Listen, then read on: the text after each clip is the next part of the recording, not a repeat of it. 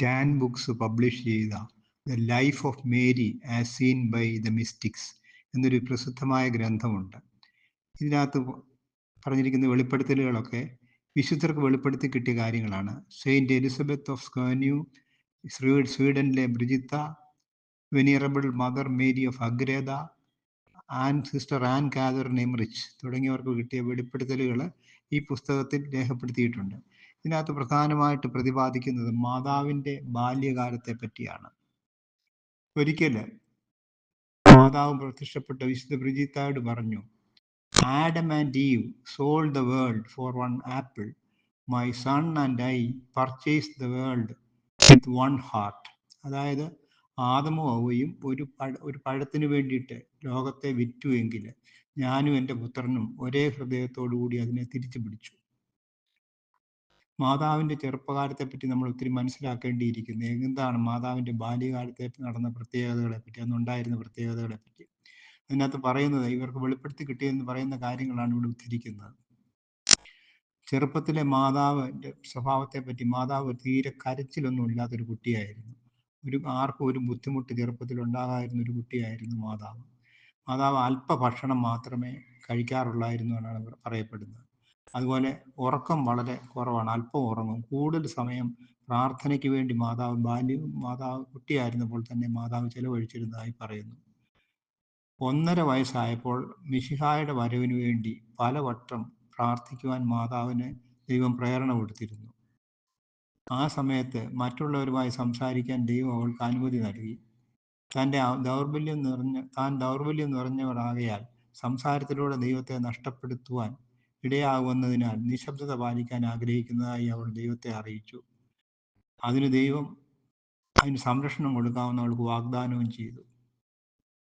കുട്ടിക്കാലത്ത് വിശുദ്ധ അന്ന മകളോട് മിശിഹായുടെ വരവിനെ പറ്റിയും ദൈവശക്തിയെപ്പറ്റിയും പഠിപ്പിച്ചിരുന്നതായി പറയുന്നു. മാതാവിൻ്റെ അമ്മ തന്നെ ചെറുപ്പത്തിൽ മിശിഹായുടെ വരവിനെ പറ്റി അവൾക്ക് പറഞ്ഞു കൊടുത്തിരുന്നു. അവൾക്ക് സംസാരം വളരെ കുറവായിരുന്നു. അമ്മയോട് മാത്രമേ അവൾ കൂടുതൽ മാതാവ് സംസാരിക്കുകയായിരുന്നു. കുട്ടിയായിരുന്ന മാതാവ് വീട്ടിലെ എല്ലാ ജോലികളും ചെയ്യുന്നതായി പറയപ്പെടുന്നു. വീട് വൃത്തിയാക്കുവാൻ അമ്മയെ സഹായിച്ചിരുന്നതായിട്ടും ഈ പുസ്തകത്തിൽ രേഖപ്പെടുത്തിയിട്ടുണ്ട്. സംസാരിക്കാൻ പ്രായമായപ്പോൾ വില കുറഞ്ഞതും പരുപരുത്തതുമായ വസ്ത്രങ്ങൾ ധരിക്കുവാൻ അവൾ ആഗ്രഹിച്ചിരുന്നതായി അമ്മയോട് അവൾ അഭ്യർത്ഥിക്കുമായിരുന്നു. ഈ കാലത്ത് മനുഷ്യരുടെ പാപം മൂലം ദൈവം എത്രയധികം വേദനിച്ചിരുന്നുവെന്ന് ദൈവം മാതാവിനെ വെളിപ്പെടുത്തി കൊടുത്തിരുന്നു. ഈ ശിശുവായ മാതാവിന് പാപികളോട് കരുണ കാണിക്കുവാനായിട്ട് ശിശുവായ മാതാവ് പ്രാർത്ഥിച്ചിരുന്നു. 2 വയസ്സായപ്പോൾ മാതാവ് ഭിക്ഷ കൊടുക്കുവാനായി, വീട്ടിൽ വരുന്നവർക്ക് ഭിക്ഷക്കാർക്ക് ഭിക്ഷ കൊടുക്കാനായി പണത്തിന് യാചിച്ചിരുന്നു. തൻ്റെ ഭക്ഷണത്തിൻ്റെ ഒരു ഭാഗം മാതാവ് എപ്പോഴും മാറ്റിവെക്കുമായിരുന്നു.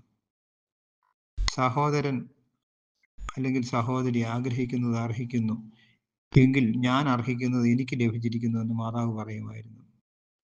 ഭിക്ഷക്കാരുടെ കരങ്ങൾ ചുംബിച്ചിരുന്നു മാതാവ് ചെറുപ്പത്തിൽ. അവിടെ വരുന്ന ഭിക്ഷക്കാരുടെ കരങ്ങളിൽ മറ്റാരുമില്ലെങ്കിൽ പാദങ്ങളും ചുംബിച്ചിരുന്നു. അവൾക്ക് ആത്മീയ കൃപകൾ നൽകണമേ എന്ന് പ്രാർത്ഥിക്കുകയും ചെയ്യുമായിരുന്നു. അത്രമായും വിശിഷ്ടമായൊരു പ്രാർത്ഥനയോടൊരു കുട്ടിയായിരുന്നു ചെറുപ്പത്തിലെ മാതാവ്. ദേവാലയത്തിൽ സമർപ്പിക്കപ്പെട്ടപ്പോൾ മത്സ്യം, മാംസം, പാൽ, പലതരത്തിലുള്ള പഴവർഗ്ഗങ്ങൾ ഇവയൊക്കെ ഒഴിവാക്കാൻ മാതാവ് ആഗ്രഹിച്ചിരുന്നു. തറയിൽ കിടന്നായിരുന്നു മാതാവ് ഉറങ്ങിയിരുന്നത്. രാത്രിയിൽ 3 പ്രാവശ്യം പ്രാർത്ഥിക്കാൻ മാതാവ് ആഗ്രഹിച്ചിരുന്നു. പക്ഷെ അവൾക്ക് കുഞ്ഞായിരുന്നുകൊണ്ട് 1 പ്രാവശ്യം പ്രാർത്ഥിക്കാനായിരുന്നു അവിടെ അനുമതി കൊടുത്തിരുന്നത്.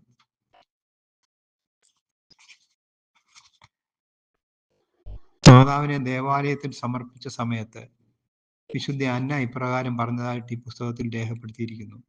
ഇതാ വാഗ്ദാനത്തിന്റെ പേടകം ഈ ദേവാലയത്തിൽ. The arc of the covenant is now in the temple. മാതാവിനെ നമുക്കറിയാമല്ലോ, വാഗ്ദാന പേടകമായിട്ടാണ് മാതാവിനെ ചിത്രീകരിച്ചിരിക്കുന്നത്. പരിശുദ്ധാത്മ പ്രേരിതയായിട്ട് വിശുദ്ധ അന്നയും ഇത് തന്നെയാണ് അന്ന് പറഞ്ഞത്.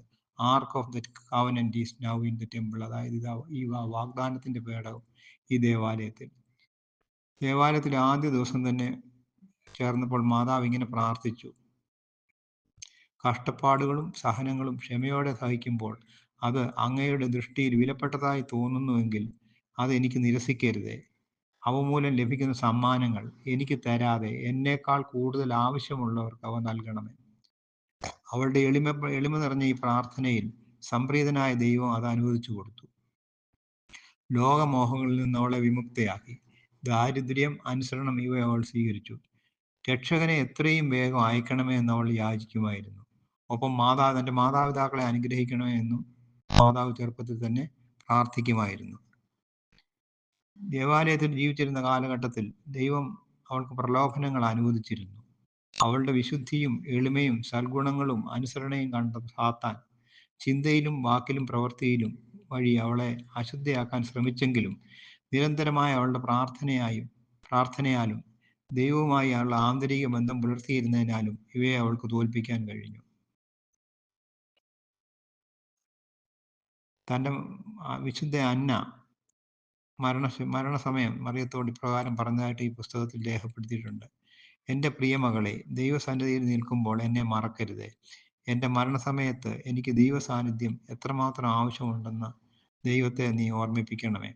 ഇതുതന്നെയല്ലേ നന്മ നിറഞ്ഞ മറിയമേ എന്ന പ്രാർത്ഥനയുടെ അവസാന ഭാഗം നമ്മളൊക്കെ പ്രാർത്ഥിക്കുന്നത്? പരിശുദ്ധ മറിയമേ, തമ്പുരാൻ്റെ അമ്മേ, പാപികളായ ഞങ്ങൾക്ക് വേണ്ടി ഇപ്പോഴും ഞങ്ങളുടെ മരണസമയത്തും ദൈവം തമ്പുരാനോട് അപേക്ഷിച്ചു കൊള്ളണമേ. ആമേൻ. അത്രമാത്രം എളിമയും വിശുദ്ധിയുമുള്ള ഒരു കുട്ടിയായിരുന്നു മാതാവെന്നാണ് ഈ വിശുദ്ധർക്ക് വെളിപ്പെടുത്തി കിട്ടിയിരിക്കുന്നത്. യേശുവെ നന്ദി, യേശുവെ സ്തുതി, യേശുവെ സ്തോത്രം, യേശുവെ ആരാധന.